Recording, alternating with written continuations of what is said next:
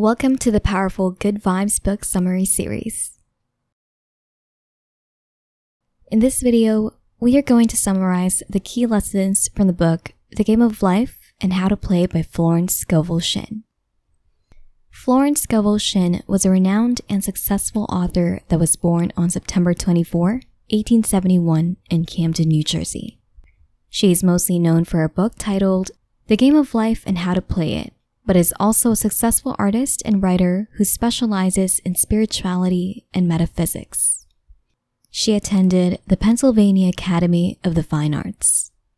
Francis Hopkinson, her great-great-grandfather, was part of those who signed the Declaration of Independence. This book, The Game of Life and How to Play It, was originally published in 1925. The success of the book has led to several revisions and editions.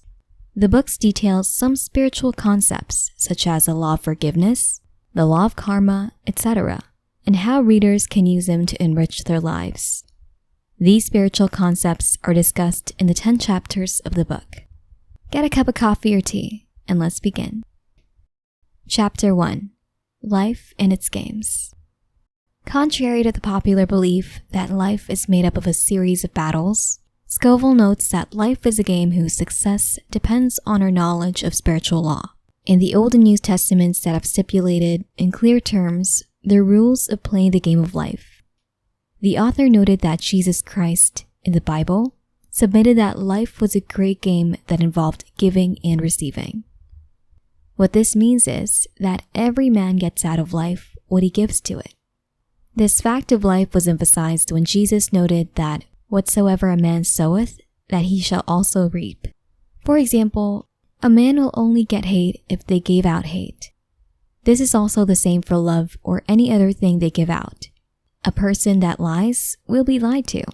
An honest person will always receive the truth, and a person who criticizes people will also be criticized. Another fact of life that the author noted was a part of our thoughts play a major part in our daily lives. She noted that it is from our thoughts that our reality is made and shaped. In other words, the images we form in our minds end up manifesting in our physical world or life. Scovel therefore advised readers to train their imaging faculty to always create mental pictures of positivity if they're to win in this game of life. According to the author, our imagination, which she referred to as the scissors of the mind, is influenced by 3 departments of the mind: the subconscious, conscious, and superconscious. The subconscious is the part of the mind that is without direction. It is our feelings and images that impress on the subconscious mind. The conscious mind, on the other hand, is often referred to as the mortal or carnal mind because it sees life as it appears to be. Additionally, the conscious mind impresses the subconscious. The superconscious mind is what the author referred to as the God mind, and it is within this mind that we develop perfect ideas. Chapter 2. How to Prosper in Life. In Chapter 2, the author emphasized the importance of faith in prosperity. She noted that controlling our thoughts or imaginations and speaking the word of what we want is most effective if we have perfect faith in what we have spoken about. The author noted that preparing for what we have asked for increases our chances of prosperity. In other words, preparing for failure when we have asked for success will ultimately lead to failure, which is what we prepared for. Having perfect faith means that we must prepare for what we asked for in full confidence, even when the thing we asked for is not in sight. The author noted that having perfect faith in what we have asked for is often difficult because of the stream of doubts that come from our subconscious minds. Hence, it is necessary to challenge and defeat the old beliefs that reside in our subconscious. It is in this time of doubt that the repetition of our affirmations on what we asked for is most important. Additionally, showing gratitude as a show of confidence for what is yet to be received is important. Furthermore, she noted that mental visualization of what we have asked for cannot be separated from prosperity because we can only receive what we can see. Every single accomplishment or great work can be manifested into reality if we hold onto our vision. Oftentimes, our vision can be held by someone else because we tend to become doubtful and fearful when we're too close to the vision. Hence, she noted that it's much easier for a friend, a loved, or a spouse to hold our vision and not give up on us because they're not close to the situation. Chapter 3. The Power of Speaking Words into Existence.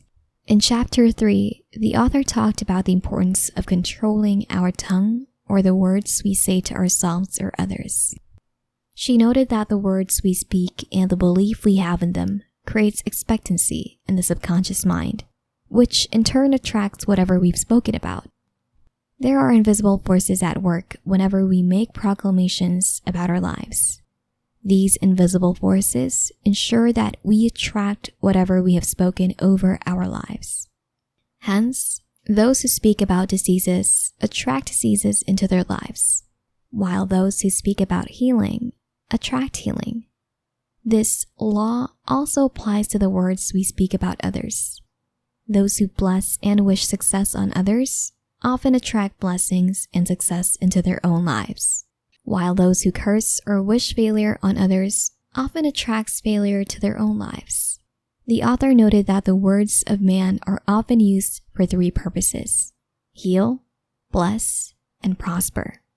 Additionally, the author noted that the words we speak and clear vision have the power to completely transform and cleanse our consciousness of every disease. Medical practitioners recognize the connection between our mental state and diseases. Hence, it is important to heal the soul before healing the body. The soul here refers to the subconscious mind, which must be saved from the wrong thinking. The implication of this is that the subconscious mind must be consistently filled with the right and positive ideas. The subconscious mind and the superconscious mind must be one in unity. The author advised readers to stay away from criticisms and embrace forgiveness, because criticism often produces rheumatism due to inharmonious thoughts that cause unnatural deposits of blood that settle in the joints. She concluded that unforgiveness is one of the most common causes of diseases. Chapter 4. Allowing situations to play out.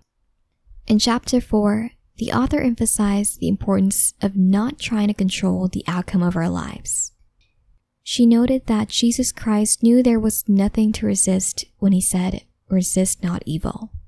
The implication for this is that the evil that men try to resist is often from our vain imagination and the belief in 2 powers, good and evil, instead of just one power, good. Evil, according to the author, is caused because our subconscious has been hypnotized. Furthermore, she noted that resisting evil, or the natural order of things, by trying to control outcomes, can be likened to hell because it is a place of constant torment. Contrary to popular opinion that being non-resistant opens the door to being bullied by others, being non-resistant makes us strong. It frees our mind from thinking negative thoughts and concentrating instead on positive thoughts. Being non-resistant means allowing a situation to play out without trying to control the outcome, or burdening ourselves with the thoughts of how things should turn out. The author noted that the past and the future are robbers of time because they often prevent us from enjoying the present. Thinking about the past and the future is the way we control situations in our lives, instead of focusing on allowing them to play out while enjoying every bit of it.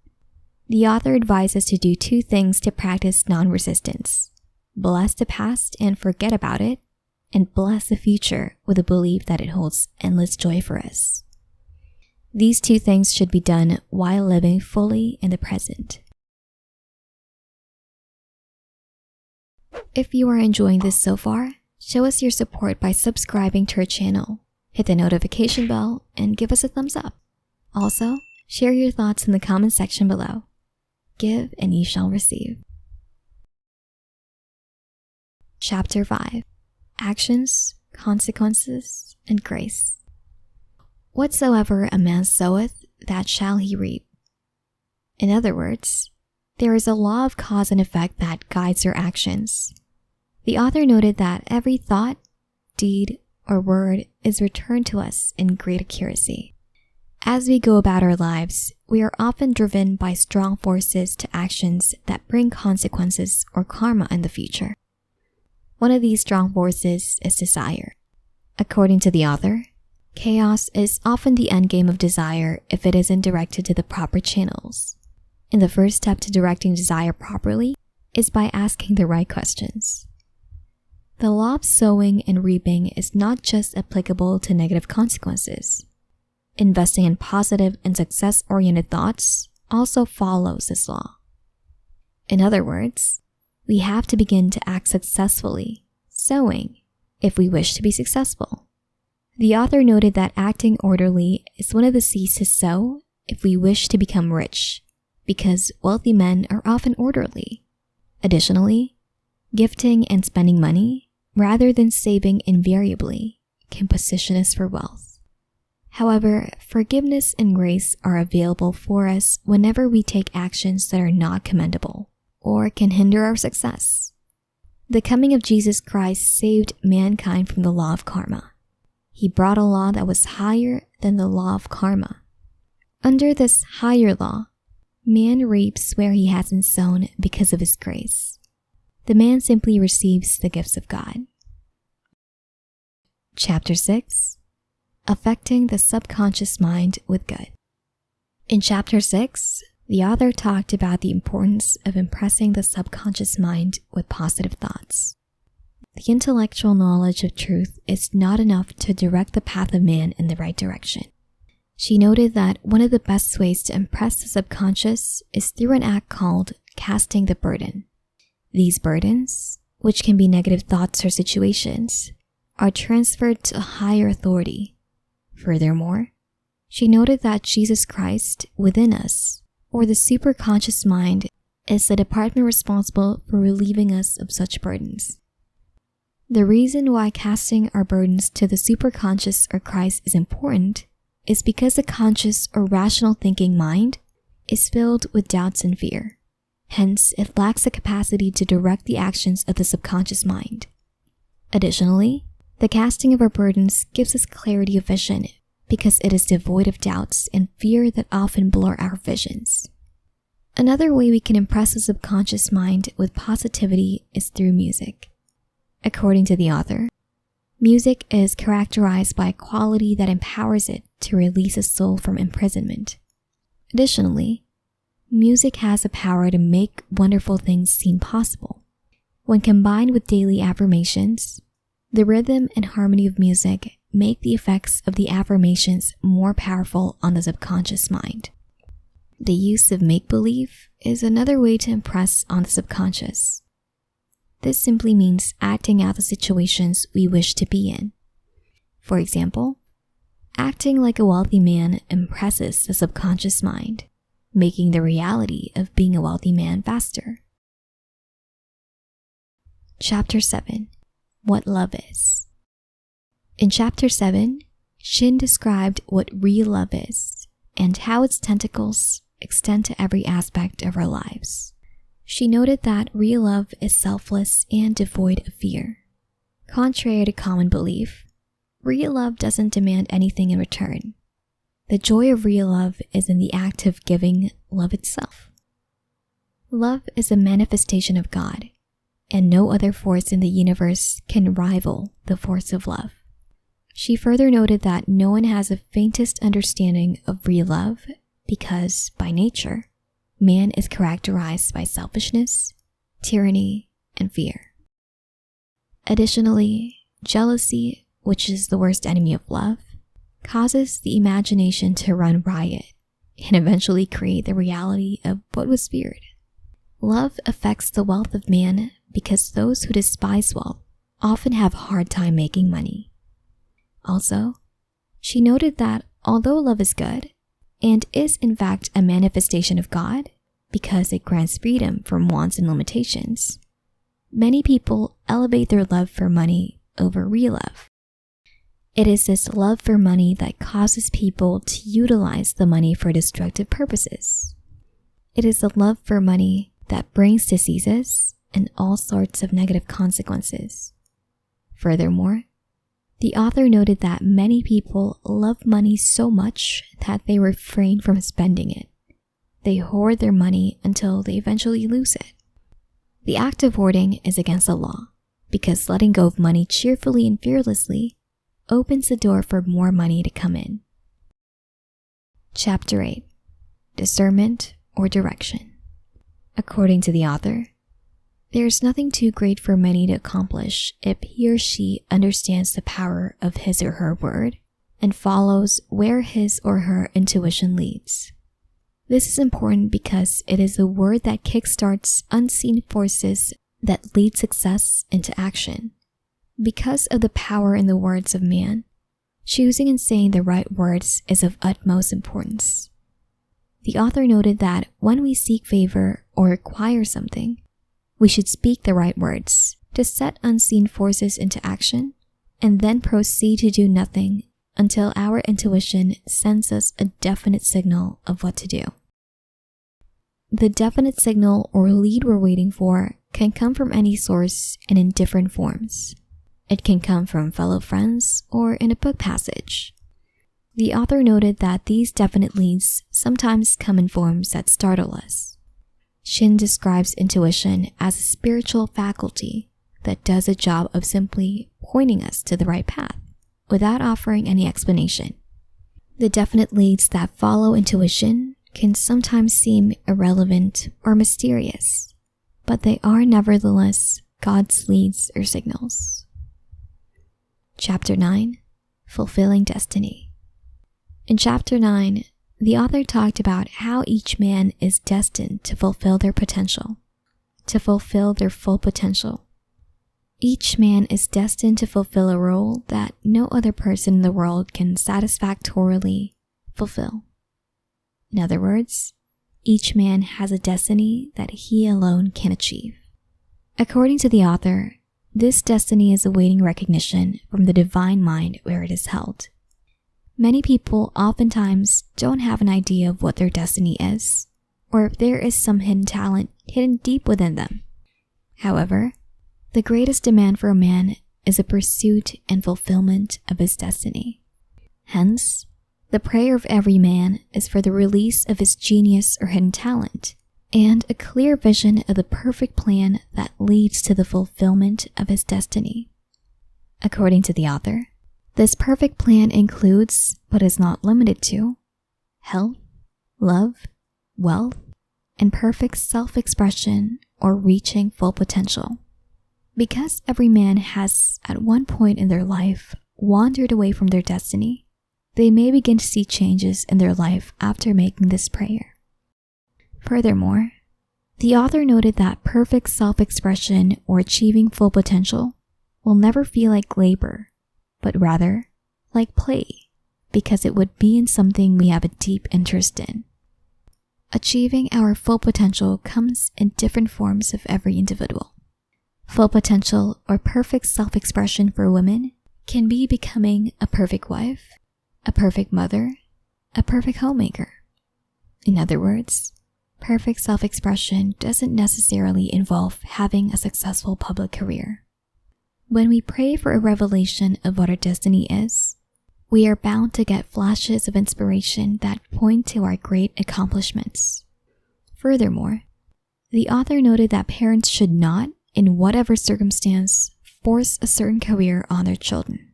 They should rather pray that their children discover their destiny and follow the perfect plan to achieve their full potential. Chapter 10. Rejection and Confirmation. Every good thing we desire in life has already been accomplished in the divine mind. However, it is only released through recognition and the words that come out of our mouths. Hence, it is important to be careful of the words that we say to ourselves, because these words register in our subconscious minds. And as we already know, the subconscious mind works to materialize what has been impressed on it. The author noted that man should be specific in making demands with his words because a vague request often brings unexpected outcomes. She noted that man should make use of the phrase divine selection when making requests so that whatever request he has made will be granted in a perfect way.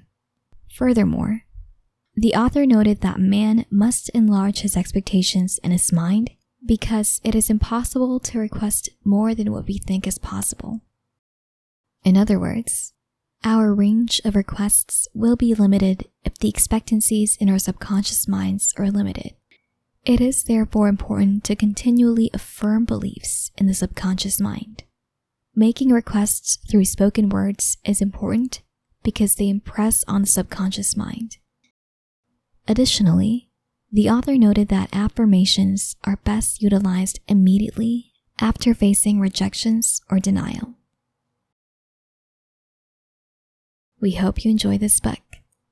Which of the 10 chapters do you like the most? Share with us in the comment section below. We'll be uploading more of such videos every month, so if there's a book that you'd like us to summarize, be sure to also share with us in the comment section below. Don't forget to give us a thumbs up, subscribe, and hit the notification bell for new videos every week. See you in the next video.